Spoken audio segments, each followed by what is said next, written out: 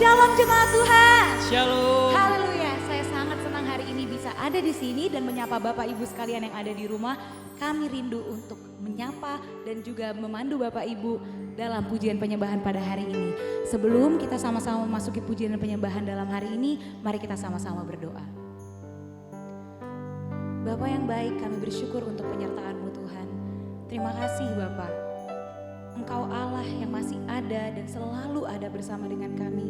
Penyertaan-Mu Tuhan tidak pernah meninggalkan kehidupan kami. Kami tahu Tuhan Yesus, walaupun kami sedang ada di masa seperti ini, tapi kami tahu Engkau Allah yang sanggup, Engkau Allah yang berkuasa, dan Engkau Allah yang sanggup untuk memulihkan hidup kami. Engkau Allah yang berjanji untuk memberikan kami hati dan pikiran yang baru, namun Engkau juga Allah yang berjanji Bapa untuk memulihkan setiap keadaan kami. Oleh sebab itu Bapa, hari ini kami rindu untuk menaikkan hati kami, menaikkan pikiran kami Tuhan. Fokus kami hanya untuk memuliakan Engkau Bapa. Terima kasih Tuhan Yesus, di dalam nama-Mu kami telah berdoa dan mengucap syukur. Yang percaya katakan amin. Haleluya. Mari kita sama-sama menyembah Tuhan, Allah yang sanggup untuk mengalahkan setiap musuh kita. Allah bangkit.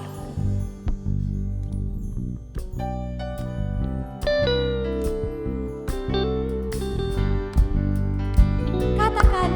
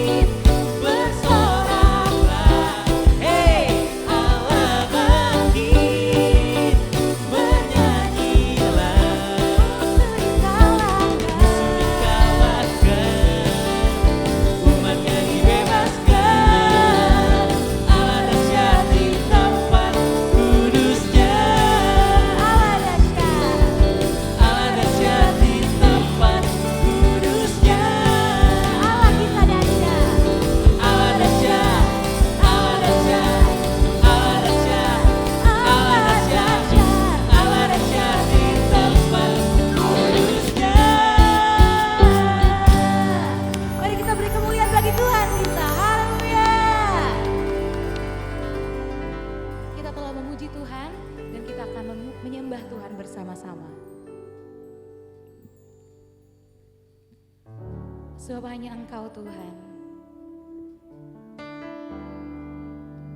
yang pedulikan setiap kondisi kami.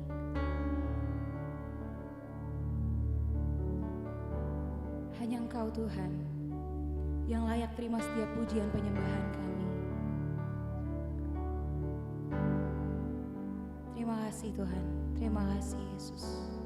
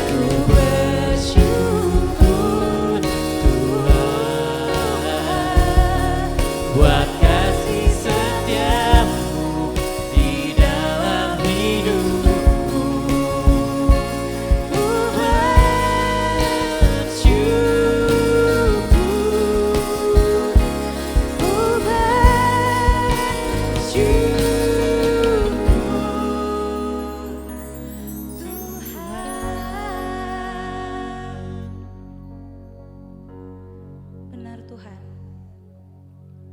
Kami bersyukur Bapa, sebab kami percaya tiada yang mustahil bagimu Bapa.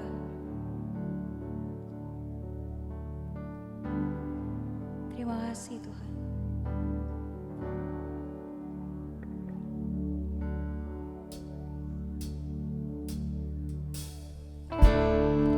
Kau Bapa yang mengenal kami. Oleh sebab itu Kau juga Bapa yang sanggup untuk memulihkan kami.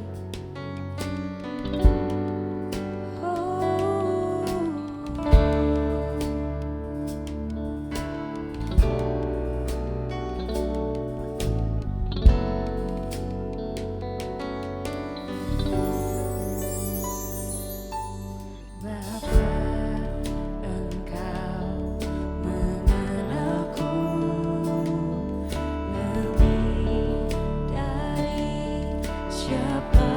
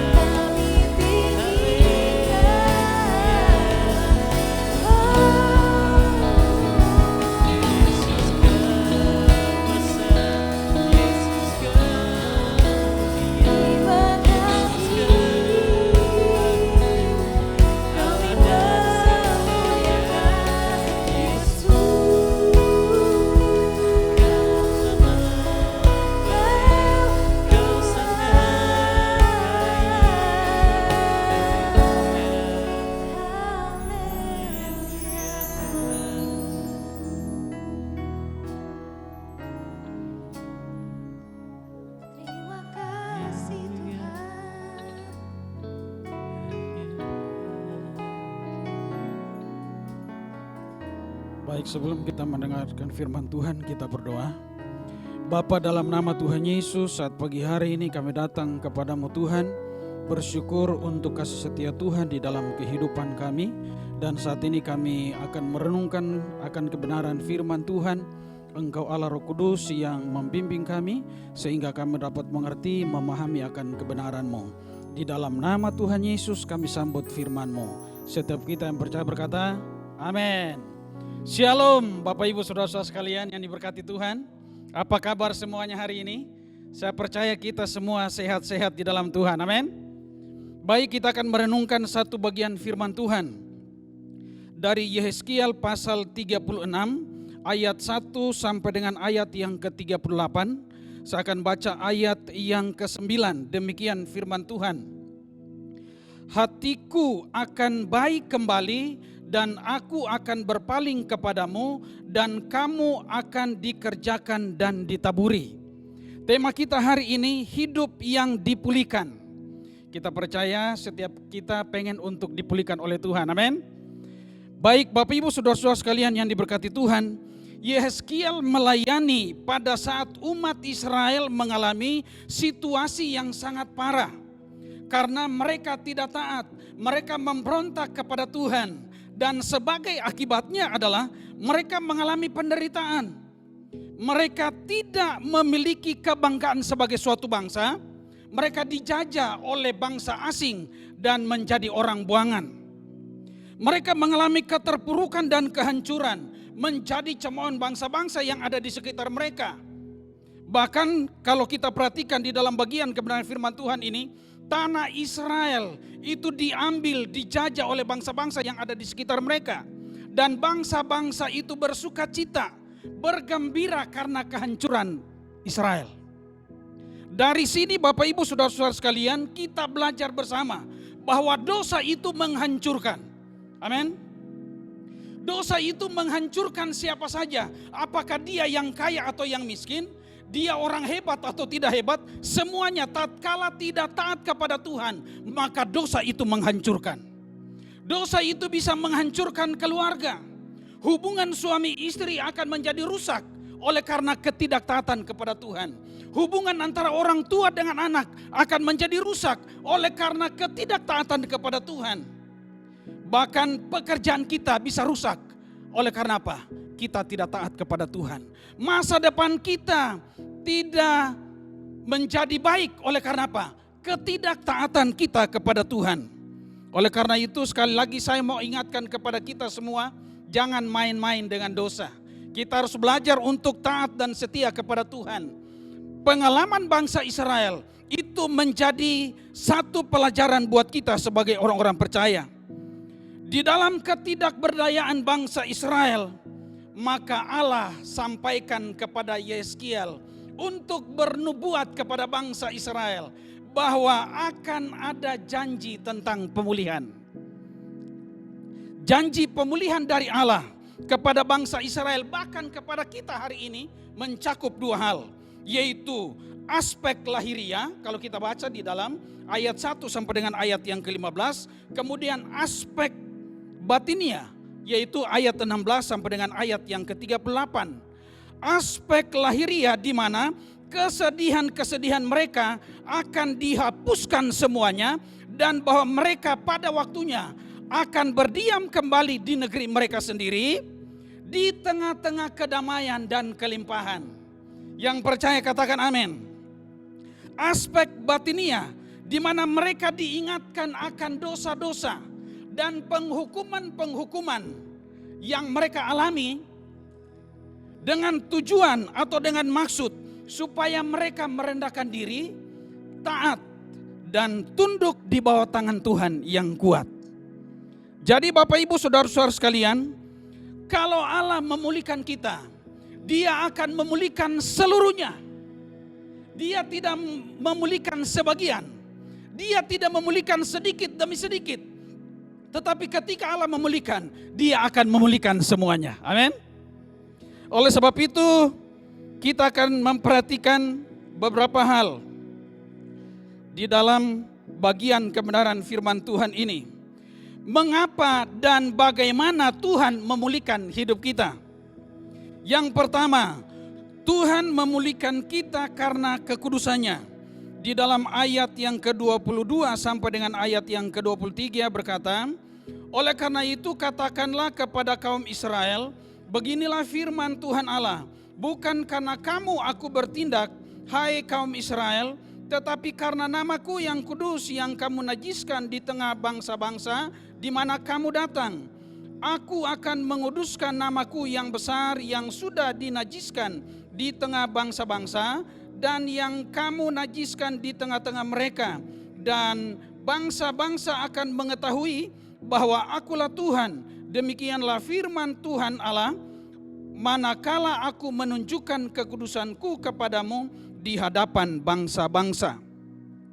Dikatakan bahwa bukan karena kamu aku bertindak, tetapi karena namaku yang kudus yang kamu najiskan, aku akan menguduskan namaku yang besar yang sudah dinajiskan di tengah bangsa-bangsa. Bapak ibu saudara-saudara sekalian yang diberkati Tuhan, pemulihan yang Tuhan kerjakan kepada bangsa Israel ataupun kepada kita hari ini bukan karena kebaikan kita, bukan karena kita mencari Tuhan, bukan karena kehebatan dan gagah kita, tetapi karena Allah mau menunjukkan kekudusannya. Allah mau menunjukkan kasih karunia-Nya kepada kita. Allah mau menunjukkan belas kasihan-Nya kepada kita. Yang percaya katakan amin. Karena Dia adalah Allah yang kudus, Dia tidak mau supaya kita hidup di dalam dosa.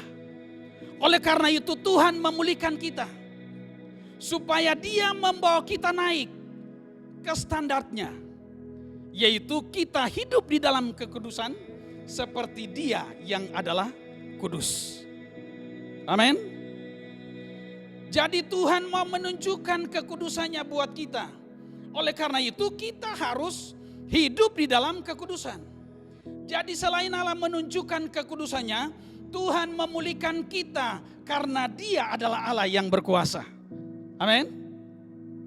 Tidak ada seorang manusia pun yang bisa memulihkan kita. Tidak ada seorang manusia pun. Orang tua tidak bisa memulihkan anaknya.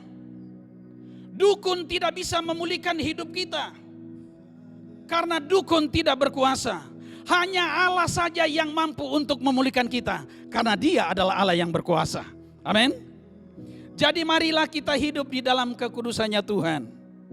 Di dalam 1 Petrus 1 ayat 15-16 berkata, tetapi hendaklah kamu menjadi kudus di dalam seluruh hidupmu, sama seperti Dia yang kudus, yang telah memanggil kamu, sebab ada tertulis, kuduslah kamu sebab aku kudus.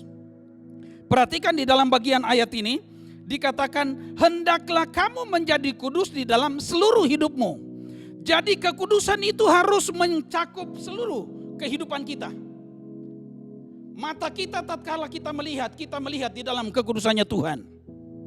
Amin. Tangan kita tatkala kita melakukan segala sesuatu dengan kekudusan. Amin. Jangan sampai tangan ini dipakai untuk menampar. Suami menampar istrinya dengan tangannya, atau orang tua menampar anak-anaknya dengan tangannya. Tetapi pakailah tangan ini untuk memberkati. Amin. Katakan kiri kanannya, pakai tangan ini untuk memberkati. Mulut kita harus kudus. Kata-kata yang keluar dari lidah bibir mulut kita adalah kata-kata yang penuh dengan kekudusan. Amin. Jangan sampai kata-kata yang keluar dari lidah bibir mulut kita ini adalah penuh dengan kebun binatang. Kaki kita harus melangkah di dalam kekudusannya Tuhan. Jadi artinya bahwa seluruh kehidupan kita ini harus kudus di hadapan Tuhan. Dengan demikian Bapak Ibu Saudara-saudara sekalian, dengan kekudusan kita berkenan kepada Allah. Dengan kekudusan kita mengalami yang namanya sukacita, damai sejahtera dari Tuhan. Dengan kekudusan kita diberkati Tuhan. Yang percaya katakan amin. Supaya kita terus hidup di dalam kekudusan, maka dengar firman, baca firman, renungkan firman setiap hari. Amin. Sekali lagi, dengar firman, baca firman, renungkan firman setiap hari. Maka kekudusan itu terus terjaga dengan baik di dalam kita menjalani kehidupan kita setiap hari. Jadi selain kita dengar firman, baca firman, renungkan firman Tuhan setiap hari, kita punya keintiman secara pribadi dengan Tuhan. Selain kita punya keintiman pribadi dengan Tuhan, maka kita juga harus ada di dalam persekutuan bersama orang-orang percaya. Jadi mengapa dan bagaimana Tuhan memulihkan hidup kita? Yang pertama, Tuhan memulihkan kita karena kekudusannya. Yang kedua, mengapa dan bagaimana Tuhan memulihkan hidup kita? Tuhan memulihkan kita dengan memberi hati dan roh yang baru. Di dalam ayat yang ke-26 dan 27 berkata demikian, kamu akan kuberi hati yang baru dan roh yang baru di dalam batinmu, dan aku akan menjauhkan dari tubuhmu hati yang keras dan kuberikan kepadamu hati yang taat. Rohku akan kuberikan diam di dalam tubuhmu, dan aku akan membuat kamu hidup menurut segala ketetapanku dan tetap berpegang pada peraturan-peraturanku dan melakukannya. Haleluya, puji Tuhan. Bangsa Israel yang terkenal dengan hati yang keras, tegar tengkuk, berkepala batu, akan dipulihkan Tuhan secara luar biasa. Seperti bangsa Israel, Tuhan memulihkan kita dengan memberi hati dan roh yang baru melalui Roh Kudus yang diam dan bekerja di dalam kita. Dan ketika Roh Kudus bekerja di dalam hidup kita, maka hidup kita berubah. Amin. Hidup kita pasti berubah. Kita sadar bahwa hidup di dalam dosa itu memalukan. Hidup di dalam dosa itu najis. Hidup di dalam dosa itu merendahkan kita. Merendahkan kita. Merugikan kita. Oleh karena itu sekali lagi Bapak Ibu Saudara-saudara sekalian, jangan sampai kita hidup di dalam dosa. Kita belajar karena Tuhan sudah memberikan kepada kita hati dan roh yang baru. Amin. Bapak Ibu Saudara-saudara sekalian, Tuhan Yesus telah menyelesaikan karyanya di dunia ini untuk menyelamatkan kita dan memulihkan kita. Dan Roh Kudus yang ada di dalam kita membimbing kita, mengajar kita, menolong kita, mengingatkan kita semua tentang seluruh kebenaran. Jadi orang yang memiliki hati dan roh yang baru selalu bersyukur kepada Tuhan. Amin. Apapun situasi yang dia hadapi, selalu bersyukur kepada Tuhan. Yang percaya katakan amin. Orang yang memiliki hati dan roh yang baru selalu optimis di dalam menjalani kehidupannya. Ada pengharapan di dalam Tuhan, ada jalan keluar terhadap semua masalah pergumulan yang kita hadapi. Orang yang memiliki hati dan roh yang baru selalu berpikir positif. Orang yang memiliki hati dan roh yang baru selalu hidup berdasarkan firman Tuhan. Tidak hidup berdasarkan kekuatannya sendiri. Tidak hidup berdasarkan pikirannya sendiri. Tetapi hidup berdasarkan kebenaran firman Tuhan. Orang yang memiliki hati dan roh yang baru selalu mengerahkan hidup ini ke depan. Oleh sebab itu Rasul Paulus di dalam pengalaman hidupnya pun demikian. Dia punya masa lalu yang sungguh sadis. Tetapi ketika dia sudah diperbaharui oleh Tuhan, sungguh luar biasa hidupnya. Sehingga dia katakan di dalam Filipi 3 ayat yang ke-13 sampai dengan 14. Saudara-saudara, aku sendiri tidak menganggap bahwa aku telah menangkapnya, tetapi ini yang kulakukan. Aku melupakan apa yang telah di belakangku dan mengarahkan diri kepada apa yang di hadapanku dan berlari-lari kepada tujuan untuk memperoleh hadiah, yaitu panggilan sorgawi dari Allah dalam Kristus Yesus.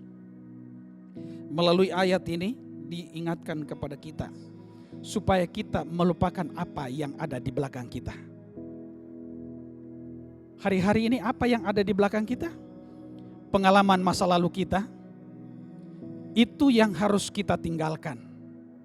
Pengalaman masa lalu kita harus jadi pembelajaran buat kita untuk mengarahkan hidup kita ke depan. Jangan lagi kita dihalang-halangi oleh masa lalu kita.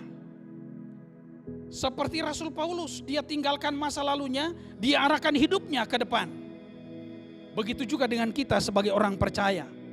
Mari kita terus arahkan hidup kita ke depan. Biarlah masa lalu kita itu ibarat seperti spion saja, yang kadangkala kita ingat untuk apa? Oh iya, ternyata dulu saya begini. Sekarang saya terus maju ke depan karena Tuhan yang bekerja di dalam hidup saya. Dan ini yang harus kita lakukan di dalam kehidupan kita setiap hari. Orang yang memiliki hati dan roh yang baru harus berjuang. Berjuang untuk memenuhi panggilan sorgawi Allah melalui kehidupan kita. Dan ini yang harus kita kerjakan di dalam kehidupan kita setiap hari. Yang terakhir, yang ketiga, mengapa dan bagaimana Tuhan memulihkan hidup kita? Tuhan memulihkan kita karena Dia menginginkan kita meminta daripadanya. Di dalam ayat yang ke-37 berkata demikian. Beginilah firman Tuhan Allah. Dalam hal ini juga aku menginginkan supaya kaum Israel meminta daripadaku apa yang hendak kulakukan bagi mereka, yaitu membuat mereka banyak seperti lautan manusia. Jadi luar biasa. Tuhan tidak saja mentahirkan bangsa Israel, Tuhan tidak saja membuat kota-kota yang sunyi itu didiami kembali oleh orang Israel. Tuhan tidak saja membuat tanah yang tandus itu menjadi seperti Taman Eden, tetapi di dalam ayat ini Tuhan mau setelah bangsa Israel dipulihkan, Tuhan berkata, aku menginginkan supaya kaum Israel meminta daripadaku apa yang hendak kulakukan bagi mereka, yaitu membuat mereka banyak seperti lautan manusia. Tuhan memulihkan kita karena Dia ingin kita meminta daripadanya. Amin. Sekali lagi, Tuhan ingin memulihkan kita karena Dia ingin supaya kita meminta kepadanya atau kita minta daripadanya. Oleh karena itu, kita minta apa saja dari Tuhan. Minta apa saja. Yang penting berkenan kepada Tuhan. Contoh, sebagai kaum muda, apa yang kau minta hari-hari ini? Kalau engkau minta pasangan hidup yang terbaik, mungkin engkau berkata, Tuhan, kasih saya pasangan hidup yang cantik, yang ganteng, ya. Pokoknya tidak seiman gak jadi masalah, katanya begitu. Ini kita meminta sesuatu yang tidak berkenan kepada Tuhan. Tuhan bilang bahwa kita harus meminta kepadanya. Tetapi di dalam kita meminta yang berkenan kepada Tuhan. Jadi minta pasangan hidup yang berkenan kepada Tuhan. Yaitu apa? Janganlah kamu menjadi pasangan yang tidak seimbang. Jadi cari pasangan yang seimbang. Amin. Itu artinya apa? Kita meminta kepada Tuhan yang sesuai dengan kehendak Tuhan. Dan ini yang harus dilakukan oleh kaum muda tatkala engkau mencari jodoh. Amin. Itu sebagai contoh buat kita. Oleh karena itu Tuhan bilang bahwa kita minta dari Dia. Dan kita minta apa saja dari Dia. Asalkan yang kita minta itu berkenan kepada Tuhan. Dan ini luar biasa buat kita sebagai orang percaya. Oleh sebab itu Bapak Ibu Saudara-saudara sekalian yang diberkati Tuhan, ada 3 hal yang kita renungkan bersama-sama pagi hari ini berhubungan dengan hidup yang dipulihkan itu. Yang pertama, Tuhan memulihkan kita karena kekudusannya. Dan yang kedua, Tuhan memulihkan kita dengan memberi hati dan roh yang baru. Dan yang ketiga, Tuhan memulihkan kita karena Dia menginginkan kita meminta daripadanya. Itulah kebenaran firman Tuhan yang saya sampaikan untuk kita semua pada pagi hari ini. Baik, kita akan meresponi kebenaran firman Tuhan ini dengan mengangkat satu lagu pujian.